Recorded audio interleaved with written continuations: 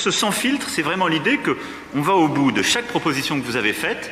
J'ai 150 citoyens, je les respecte, comme des parlementaires. Mais je ne vais pas dire parce que ces 150 citoyens ont écrit un truc, c'est la Bible. Si ce qui sort de la Convention, c'est un texte quasiment rédigé, précis, et qui peut être appliqué, il sera appliqué sans filtre. Pour te remettre un peu dans le contexte, c'était en 2019 pour la grande convention sur le climat. On avait tiré 150 Français au hasard pour sauver le climat. Ils ont bossé ensemble pendant 9 mois. Devine combien de leurs idées sont vraiment passées. Pour leur alerte, pas beaucoup. La convention pour le climat, c'était des vrais gens, pas des experts, qui ont fait 149 propositions concrètes. Et le président, lui, il a promis de les appliquer sans filtre. Et bah après, le filtre, il est arrivé. Et aujourd'hui, la quasi-totalité de ces propositions ont été oubliées, repoussées ou carrément enterrées. Et c'est dommage, parce que donner du pouvoir à des citoyens tirés au sort, c'est exactement ça la démocratie participative. On a besoin de ça. Et quand on l'a testé en grand, le gouvernement nous a montré comment balayer ça d'un revers de la main. Donc je me pose une question. Si même quand on demande directement aux citoyens, on ne les écoute pas,